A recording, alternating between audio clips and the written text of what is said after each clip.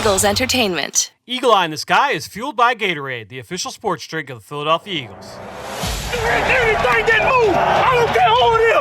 Let's go. Give me everything you got. Play fast, play hard. Let's beat these boys tonight in their house. It's party time. It's party time. There we go. Touchdown! You're listening to the Eagle Eye in the Sky podcast. Now here's your host, Fran Duffy.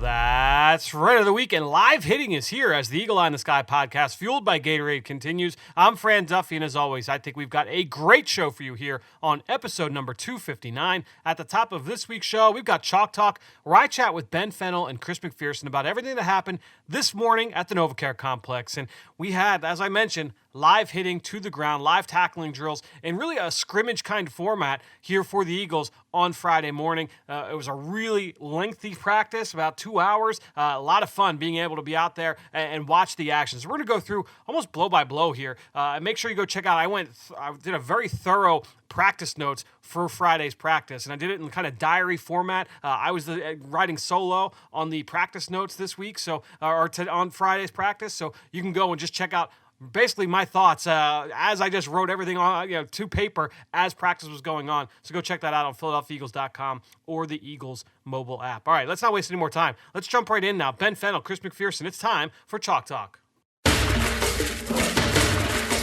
Let's get down to business. It's time for Chalk Talk.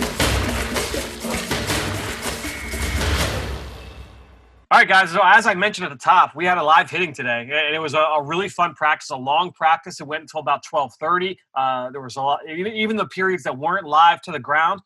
It was a physical practice, a lot of good sticks from the defense, ball carriers lowering their shoulder. It was high energy. It was hot out there. It was a really fun practice to be able to take in. The Eagles got some good work in on Friday morning. C-Mac, we'll go to you as we have over the last few days at the very jump. Who are the guys that give us the updates on injuries and vet days off and things like that?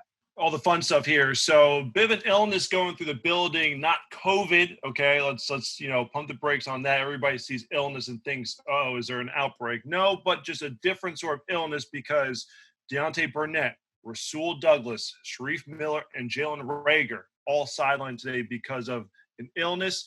Zach Ertz had a day off, upper body, day-to-day, and safety Marcus Epps, a lower body injury. He's day-to-day as well. So we're going to add those guys to the following who have been sidelined: Derek Barnett, Dallas Goedert, Javon Hargrave, Sidney Jones, Miles Sanders, and Boston Scott, all with their respective injuries. So, Fran, I'll give you a second to go through the depth chart. One note here from John Clark, NBC Philadelphia, says that Sidney Jones expected to return to action next week, and crucial time. I mean, there's not a lot of time, but that cut down day, September 5th, is coming very, very quickly. I know that this was the first live hitting day. It feels like this was really the first, training camp really getting underway here, but there just isn't that much time before. I think all the reporters, the national reporters, were tweeting last night, 3 weeks, and it's the opener. Yeah. Chiefs Texans, right? So it's coming fast, people. Yeah, no question. And to your point, today did feel like the first. It felt like training camp this week, but today, there was a lot more hooting and hollering from the sidelines. Like I said, the energy was good. The pads were popping. It was a really good day of work out there. You mentioned no Zach Ertz today. Obviously, no Dallas Goedert as well. Third day in a row. So the tight end depth chart went Josh Perkins with the first string. And then you had a couple of young guys, Caleb Wilson and Tongiai from Oregon State, the undrafted free agent. They're kind of rounding things out. Jalen Reagor and Deontay Burnett, as you mentioned, were out. So a lot of John Hightower and Quez Watkins working with that second unit. No Sidney Jones, no Rasul Douglas. So you saw Craig James and Jaquette get the second team reps at corner. Josh Sweat, who had that illness, did return to the lineup today. Fletcher Cox, who had the vet day off yesterday, Thursday, did return as well. So we got to see the starters on defense, the starters on offense. Dude, it was a fun day. No one-on-one action, but they got things going. And the way I kind of do it is this way. By the way, for those of you, I did my notes, my practice notes, wrote solo for today's action. So went with a little bit of a different format today, where I kind of went like diary and time-stamped it. It resulted in a little bit of a longer piece than normal. C-Mac, Shocker. Jeez. I mean, I get the privilege and the honor of editing your Eagle Eye in the Sky columns during the season, which, look, I learn a ton from them. They're outstanding. If you love just football, pure football content and want to learn more about the game, they're outstanding. But there are times where I sit there and it'll be like Monday night, 10 o'clock. You've had your shoots all day. You had your film study all day. And it's like, dang, man, this is here, C-Mac, here's 7,000 words for you. Let me get a coffee here and let's get this bad boy rolling. Well, you're throwing off people's routine. If they assume they could get through the practice notes in 5 minutes, maybe they're buzzing through it before their bus comes or the train. All of a sudden, you better account for 15, 20 minutes today. Completely different schedule, you know? Well, look, it was the first day of hitting to the ground. Like, I got to give the people what they want. This is the first real action since. Hey, Fran, let me ask you a question. Reading through your notes, is it just me, or did we see a lot more ones versus ones type of action? Yes, now, in the past, 100%. It's always been a first team versus second team, defense first team against second offense, and X, Y, and Z. Seeing a lot of ones versus ones on your notes here. I really like seeing that. Yeah, it was definitely a lot of good on good today. It hadn't necessarily been that way throughout most of the week. It's been a lot of ones versus twos, but today, with it being kind of like that scrimmage format, and I guess I'll just kind of go into that. They had a 7-on-7 at the very beginning, but then they had a scrimmage that was like, I don't know, I would go through my notes. It was like 35, 40, 45 plays long, where basically they just rolled the ball out and said, like, okay, we're going to go in scrimmage format. So we're going to start with a kickoff, and then the first team offense is going up with the first team defense. You've got the ability to move the ball down the field. They start on the 25-yard line. If they go 3 and out, if they drive down for a touchdown, if they have to kick a field goal, they got to kick a punt, whatever it is, they play the series out. And after that series ends, second team on defense, second team on offense comes out, and they go on from there. So they did that it felt like it was like at least an hour on Friday, which was good to see. You know, with no joint practices, no preseason games, do you envision there being more scrimmage-like, team-like drills and atmospheres heading into the regular season just to prepare them for the lack of organized, games and practices against outside competition? And just the level of urgency, right? Because that definitely hops up, especially with the live tackling at certain points. So, that wouldn't shock me. And we usually do see like 1 or 2 of these a year, a summer, I should say. So it's not a shocker that this happened, but it wouldn't shock me if we see it at least once, for sure, one more time. But it wouldn't shock me if we saw it like 2 or 3 more times before before camp closes. Here in a couple weeks. So, but it was a lot of fun, and we'll just kind of the way we'll kind of get through this is I'll just kind of buzz through my notes. If you want to get in the full experience of the day, make sure you go check out those notes at the end of the day, Friday, on PhiladelphiaEagles.com or the Eagles mobile app. But first team offense comes out, the first team defense, and the defense had the win to start things off. It was a turnover on downs. The biggest play really came from Rodney McLeod, who got a stop in the run game down close to the line of scrimmage. And I guess that kind of plays, guys, to what we were talking about, was it yesterday, the day before here on the podcast, about, Rodney McLeod seeing a little bit more time close to the line of scrimmage, with Jalen Mills also rotating back, playing in the post. Rodney was down close to the line. There was a perimeter run play over to that side. He did a nice job of getting into the backfield. I wasn't sure if he was able to get off a block. It was on the far side of the field, but he was able to avoid contact, get back there, and get the TFL. Defense was psyched on the opening drive. I was thinking about with McLeod, I forget which Falcons game it was, because they've played the Falcons, seems like every year, but there's a couple times where he's been utilized as a blitzer, and he's been quite effective in that role. So if the safeties are a little more interchangeable, you can disguise. We talked about the importance of disguise, and that's really a big thing. Is you don't want to say, all right, Rodney McLeod's line up here, we know what the play is going to be. Okay, it's all about being positionless. I know that's the buzzword here, from last year into this year, but it's really just trying to confuse opposing offenses and not let them know what's coming for them. It was the 2017. It was the 2017 divisional round. It was a third down. I want to say, was it the first play of the fourth quarter, Ben, where he blitzed off the edge and got the sack of Matt Ryan. It was a huge play in the game. That was a very good point. All right, so the second groups come out. Second team offense, second team defense.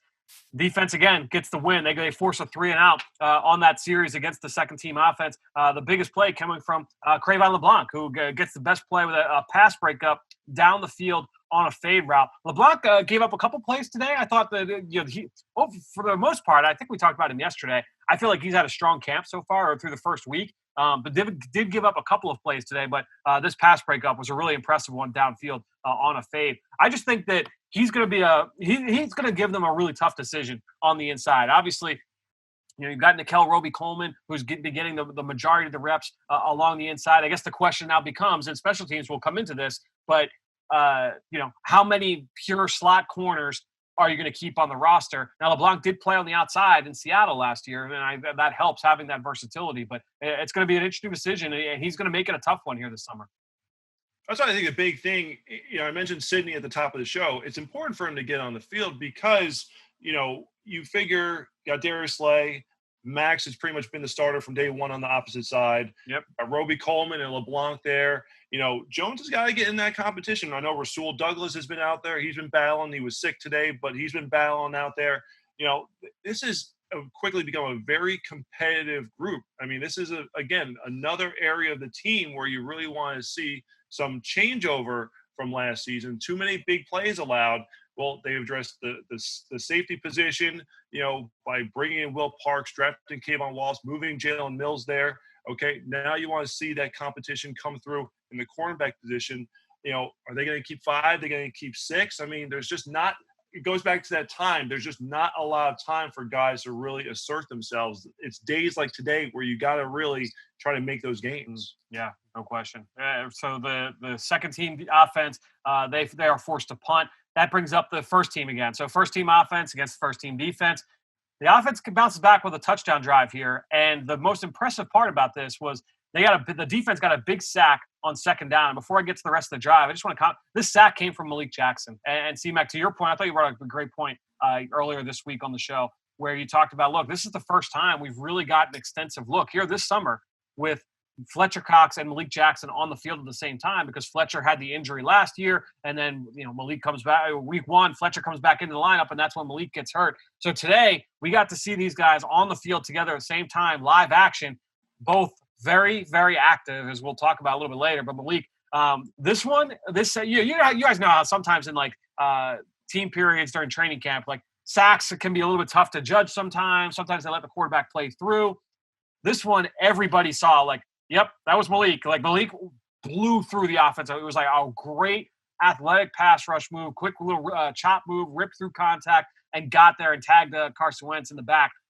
Really, as he was dropping back to throw. I mean, it was very, very quick.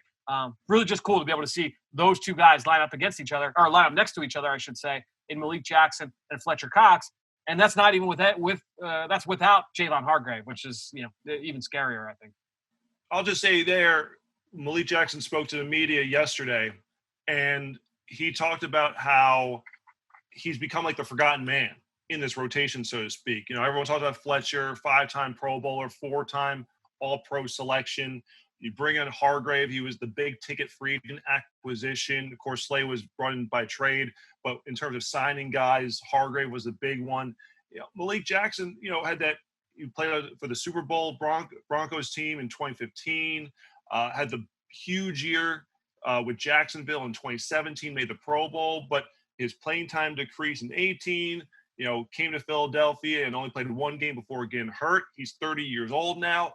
I think you guys both have talked about just how physically imposing he is. He's one of those off the bus type of guys, but we haven't seen that here in Philadelphia. It's really a show me time for Malik Jackson. I think he's a bit inspired to say, he had a lot of time to reflect, a lot of time to, spend with his daughter, to kind of think about what he wants the rest of his football career to be like. And he's not done. That's the biggest thing for him is he's in great shape and ready to go. And we're seeing it in training camp.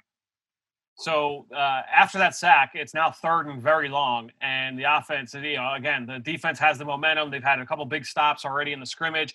Carson Wentz bounces back 2 straight big completions to J.J. Arcega-Whiteside. Both of them were outstanding throws, outstanding catches. The first one was diving along the sideline. He was lined up, J.J. Arcega-Whiteside lined up against Devontae Maddox. It was like a deep out route. Maybe it might have been a comeback route. It was tough for me to tell just being able to watch from the sideline. But a diving catch. Ball was on the money. But J.J. had to go to the ground to make the catch. Comes down both feet in bounds. It was an awesome throw, awesome catch.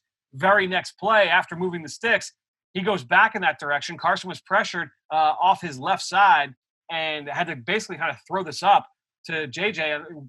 Essentially, it was double coverage. The safety, by the time the ball was thrown, was already in the area. So it's 2-on-1 at the catch point, and JJ showing off that basketball background, goes up, comes down with a jump ball for another big play, and then the offense goes down. They kind of matriculate the ball after that and end up scoring a touchdown. But I thought that was awesome to see the offense hit a hole and then 2 huge catches for J.J. Arcega-Whiteside on that left side of the Eagles offense.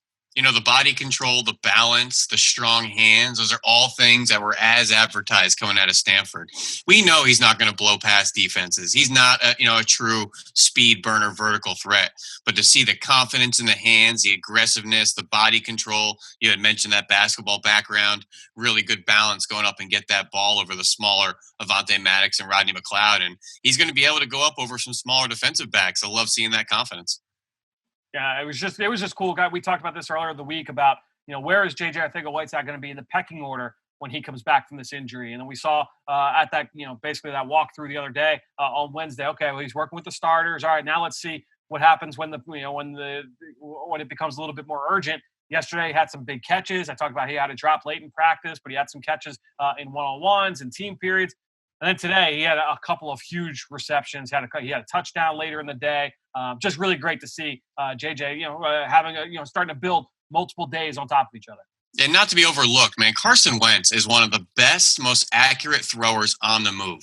Yep. While just being mobile, his feet moving, not set, and the ability to throw the ball, not only going right, but going left as well. It's really the flat-footed stuff in the pocket we want to see him clean up, but his ability to make these throws outside the pocket on the run is very, very impressive. That's why I'm intrigued as to what guys like Rich Gangarello and Andrew Briner, those guys are going to help bring to the offense, because I think it's quite evident that Wentz is so darn good on the move. Do we see more of those design rollouts, those throws that we can get him outside the pocket to be able to take advantage of that athleticism, that arm strength, and just give defenses something else to think about? So Nate Sudfeld actually talked today about what that offensive meeting room is like now. And he just said it's just great conversation. It's just very great philosophical discussions, because you have all these different minds. You added Marty Mornhinweg with his experience as well, and just a lot of smart minds. He praised Press Taylor for, he said he's even more confident, taking on ownership of his additional duties this year. But just praise Scandarella for what he's bringing to the offense. Sudfeld is just very, very excited. It's just little things, just little nuances that maybe that you guys will be able to pick out that most casual fans won't, but nonetheless could make a huge difference for the offense this upcoming season.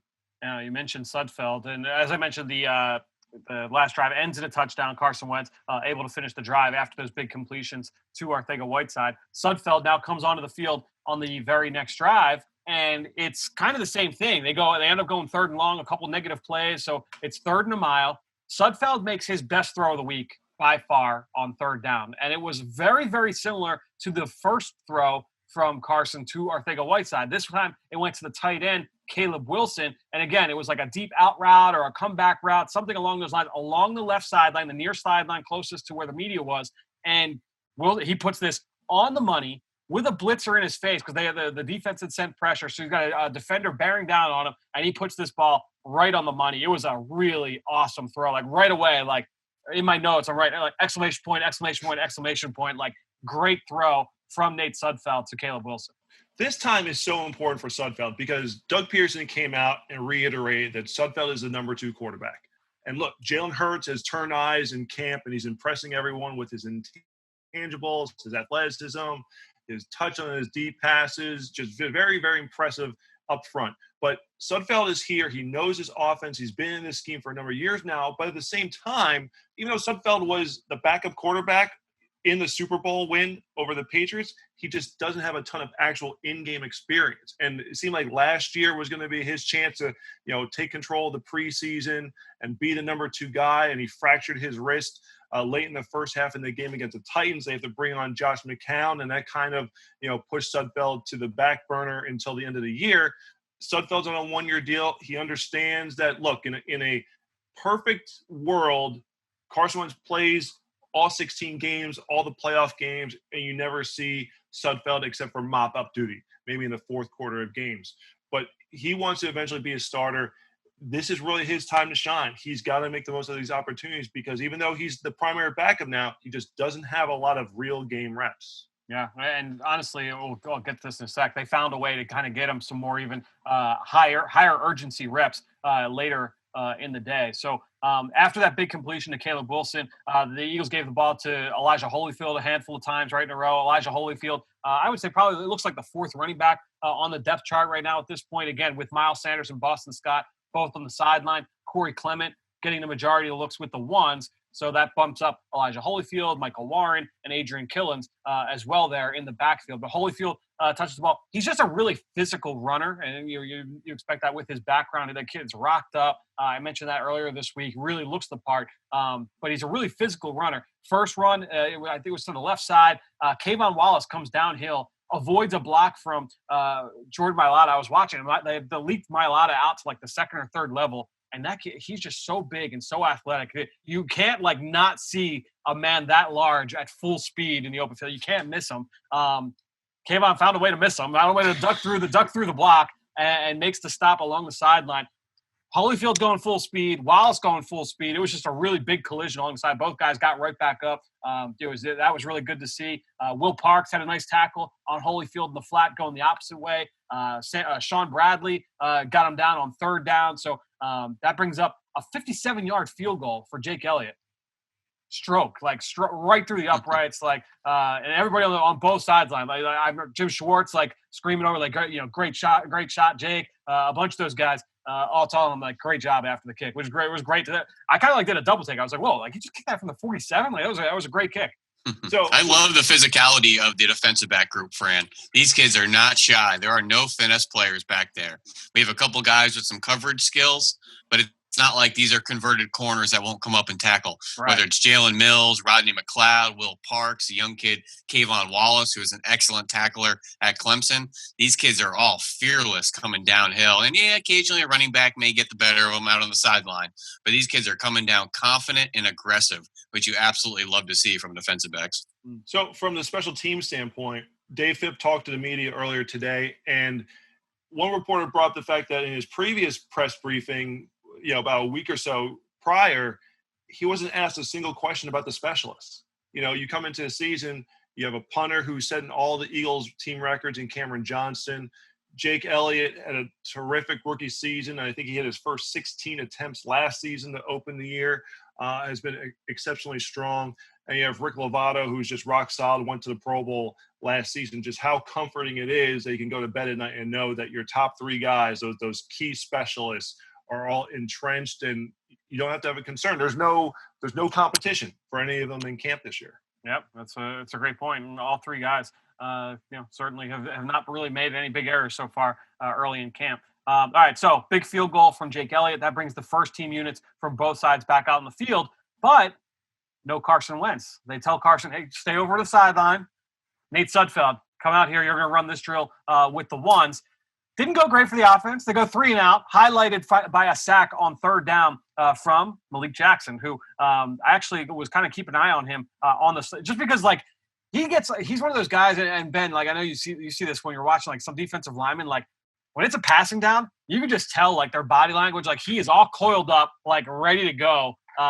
Flew off the ball, collapsed the pocket from the right side of the defense. Forced Nate out of the pocket, gets off his block, chases Nate down, and gets the sack. So he got the pressure, forced him out of the pocket, then was able to finish, and then Doug Peterson blew it dead as he came within the grasp of Nate Sudfeld. So big sack there for Malik Jackson to force Sudfeld out of the pocket, which was, again, good to see.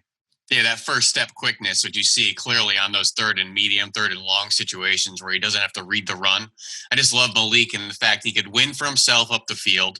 He's really athletic in the games and the stunts. He could spend some time at defensive end, like C-Mac mentioned yesterday, he's done in his career as well. Just a really interesting piece. And then somehow, being so excited about that interior trench group without mentioning Hargrave and Hassan Ridgeway and Fletcher Cox, and really exciting deep group this year. Yep. Real quick, and I'm going to go a little off tangent here. Okay. How about the jerseys with the special orangey green? And, did that add a little flash at all? Yeah, whatsoever can there. I say something from a selfish standpoint? Of course. It made it impossible to read the jersey numbers from the bleachers. Yeah. Which typically happens when you've got like the glossy jersey. They look awesome. Like they look fantastic.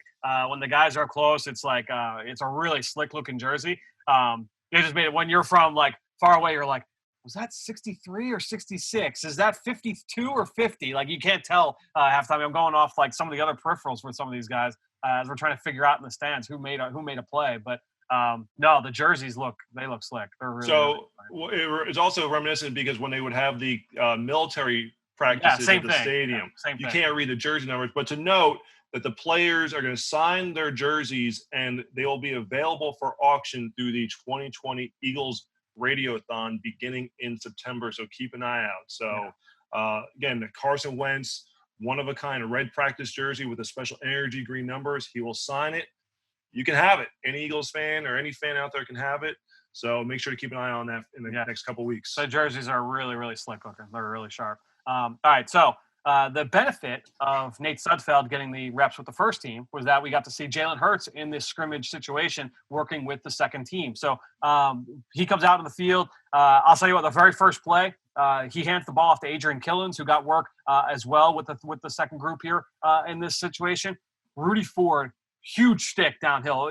Killens is just like a small guy. So if someone gets a hold of him, he goes down. And he goes down hard. And Rudy Ford had a nice stick on him. A couple of the other young DBs were able to get on the action. Then to your point, it's a really physical group. Rudy Ford, another one of those guys, former college corner at Auburn, who made the move to safety. He brought it downhill, which was good to see. Which was really funny. And it seemed like I thought about it because you just said Carson Wentz's red jersey. In this drill, on a couple of the plays, roll out of the pocket. Jalen Hurts outside. He's on the move. Instead of throwing it, he takes off and he picks up, like 8-9 yards. He was 2 or 3 times he did it early on.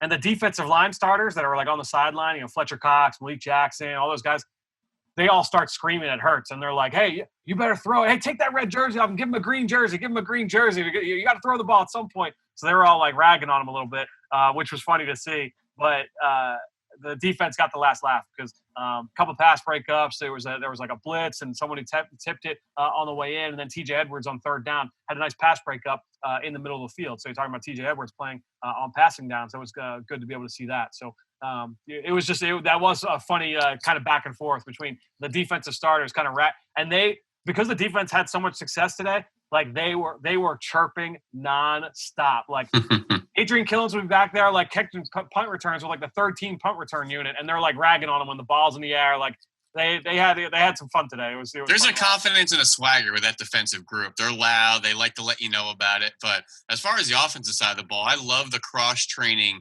of the different units because without the joint practices, without the preseason games, I got news for you. There's a lot of things that go down on the sidelines of those third and fourth preseason games, especially in the second half. You're calling in for body, somebody's hurt, you're coming in and playing a position you've never played before, maybe next to a guy you've never seen. You need to get through all those different experiences and situations in camp now and in practice to try to cover all your bases. So if something happens at the drop of a hat in a regular season game, you're prepared for it. You've worked with the people to the left, to the right of you, maybe a quarterback taking center exchanges. You've never, had your hands under his butt. You've been working with the other two centers. So trying to come up with all those different chemistry fixes in camp is really important. And I love seeing that. I remember the Patriots did that 6-7 years ago. It was one of the first plays of camp. Tom Brady goes to the snap. All of a sudden he blows the whistle and says, Brady, you're hurt. Hoyer, get in there. Just like a game, if something happens, how does everybody react and making sure everybody is ready? So I love seeing on the drop of the hat, hey, Nate Sudfeld, you're with the ones. Go ahead. Yep. Yeah, I think those kind of situations, you need to be able to put those guys in there and kind of figure it out and let them work. I said that, what was it, two days ago when Jalen Hurts got those reps during just that one session with the second unit for that same reason, right? You're just trying to, throw those guys for a loop a little bit and say, all right, buckle the chin strap, time to go. And that was certainly one of those scenarios. Guys, one thing I also mentioned, I think I talked about this on the day of the walkthrough on Wednesday, the energy that Will Parks brings to special teams. All right, so it's after that second team unit. The offense is forced to punt. T.J. Edwards gets the pass breakup. Punt unit comes out. Will Parks lines up for the punt return team as a jammer on the right side, near sideline, along the defense, right along the media, destroys Robert Davis. Like, Robert Davis was the gunner, tries to get his release on the outside. Will Parks rides him like 3 yards deep into the sideline, along the bench, amongst the rest of the defense, into enemy territory, and the whole defense goes nuts. Davis couldn't get off the block, and the defense all like jumps up and down for Will Parks. It was just cool to see. And again, I feel like Will Parks is just one of those guys that you want to have in your building. Defense, special teams, does a lot of different things for you. He's a little deceptive, Fran. He's a little wiry, a little thin in the legs and those arms, but man, he is fearless. He'll come down and thump you. He spent a lot of time in the middle of the field as that nickel safety position for the Denver Broncos, can even come down and be a dime linebacker. So a guy that may only be 6 foot 190, but I'm telling you, he packs more of a punch than he lets on. Philly tough. He's Philly tough. Come on now. No question. He had a couple really nice tackles today during the scrimmage. Now, that did end like the official scrimmage part of it. And basically what they did after that was they did like a handful of other team periods where it was like red zone, short yardage. They did backed up. Just a couple of plays that I want to hit on. A couple of great throws from Sudfeld in the next couple team periods. He threw a nice back shoulder throw to Robert Davis, a deep ball to Marcus Green over Crayvon LeBlanc. Perfect throws in both those situations. The one to Green was one of the best deep balls of camp so far. He hit him right in stride, which was awesome. In the backed up period. So the backed up is when the offense is working off their own goal line, working out. So their own 1 yard line. Rodney McLeod stepped in front of a Carson Wentz pass. He would have been able to walk in. He would have caught the ball at like the 4 yard line. It was in the flat, and ball just went right through his hands. And the whole defense let him hear it afterwards, which was really funny. Even like it was like minutes later, because that was on first down. So it was like 4 or 5 plays later. He comes back to the sideline, and they're still getting on him afterwards. And he's just sitting there with both of his hands on his head, like, I can't believe I dropped it. And then Hassan Ridgeway, shortly afterwards, got into the backfield.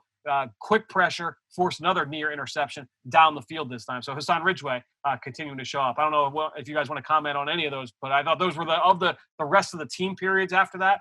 Those were the plays that stood out to me.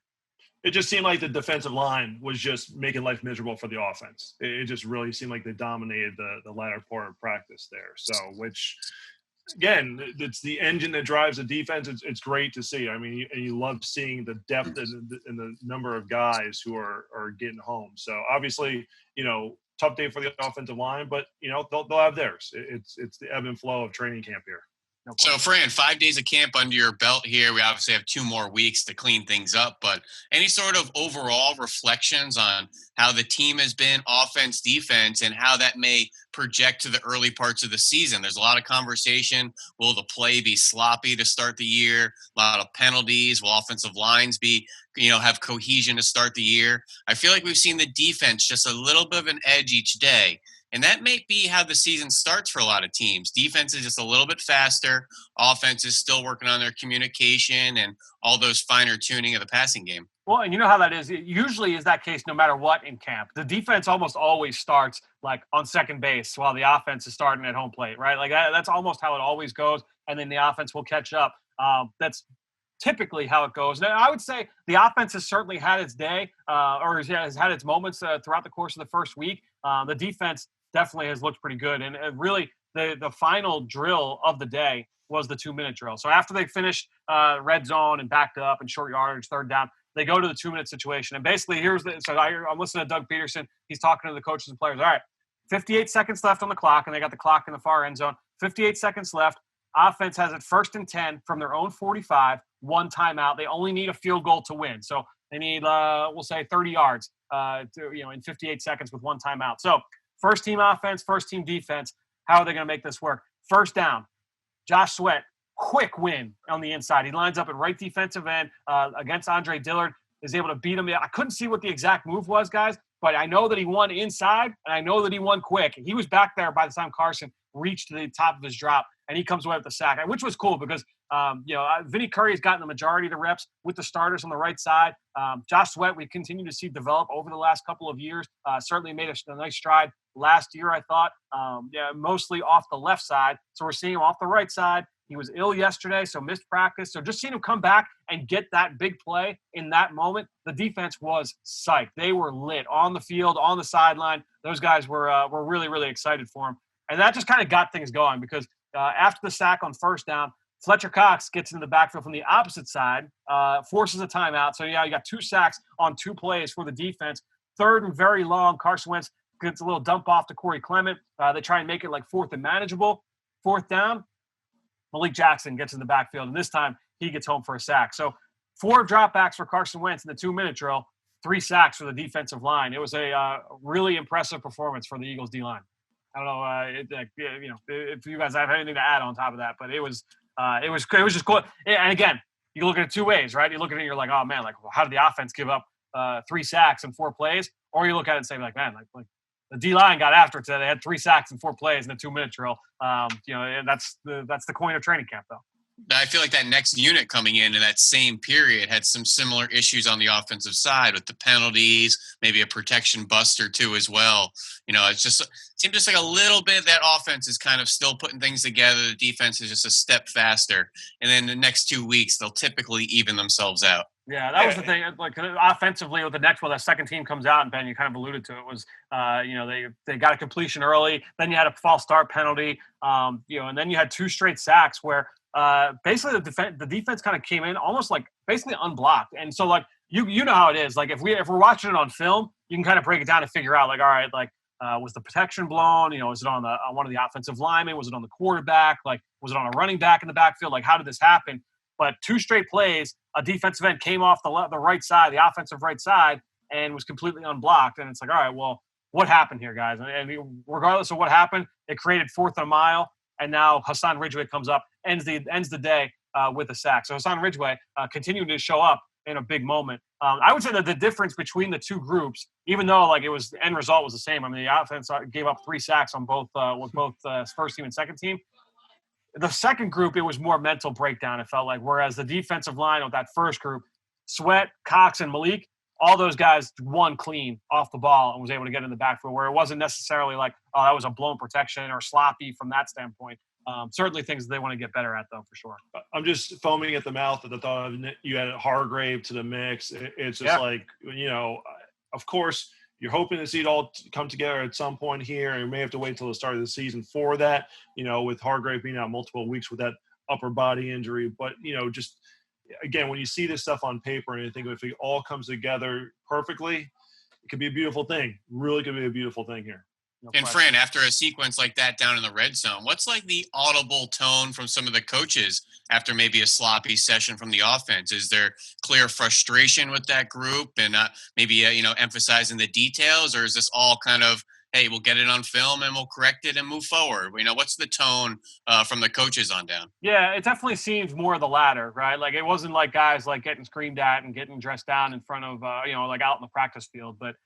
The guys are definitely frustrated when things don't. It's the same thing when the offense has a few big plays in a row. Defensively, the guys are kind of looking around like, all right, what's going on here? Offensively, you could tell that there was a little bit of frustration, but it's one of those things, one of those days, and they'll try and bounce back here on Sunday. Guys, it was a fun practice though. And again, if you haven't got a chance to, make sure you go check out my full notes. I had a diary format on Friday. You can check that out on PhiladelphiaEagles.com or the Eagles mobile app. Again, no practice on Saturday, so Ben, C-Mac, and I will get together on Sunday afternoon. We'll do another one of these after the Eagles practice on Sunday down at the NovaCare Complex. Until then, guys, appreciate you for joining us once again here on the Eagle Eye in the Sky podcast, fueled by Gatorade. Great stuff from Ben and Chris. You can follow, just like I do, on Twitter at @BenFennell_NFL. That's Ben Fennell, 2 N's, 2 L's, and at CMAC Eagles. And while you're at it, I'm at Eagles XOs. That's where I post all the podcasts I'm a part of and all of our X's and O's content that we produce at PhiladelphiaEagles.com. And I greatly appreciate everybody that promotes this podcast on all forms of social media. That's one way to support the show, but the best way is to go on Apple Podcasts or Stitcher, leave us a rating and leave us a comment. I want to give a shout out to somebody who did just that. Thumbs Up went on and left a 5-star review and said, excellent behind-the-scenes coverage of Eagles training camp. The view inside the one-on-one matchups on the offensive line gave us a first-hand look at the battles that matter in the trenches. Particularly interested in Andre Dillard and Hassan Ridgeway's progress. Typically enjoy the X's and O's in this podcast, but had to leave a review after the review of the camp matchup. So, we talked about it earlier, right? We talked about Hassan Ridgeway. Obviously had the big play at the end of the day. He really has come along every single day. Tuesday, Thursday, Friday, made big plays in all of those practices, looked good in one-on-ones. Andre Dillard has looked pretty good. I mean, he still needs to get a little bit bigger, a little bit stronger, a little bit more technically sound, but overall, I think he's been fairly impressive just being able to watch him. Obviously, we know he's got the athletic traits, but continues to do nice things in one-on-one drills. You can tell that he's gotten stronger. He's holding up a little bit better against those bull rushes, doing a nice job there on the left side. So it's been fun being able to watch those guys. A lot of young linemen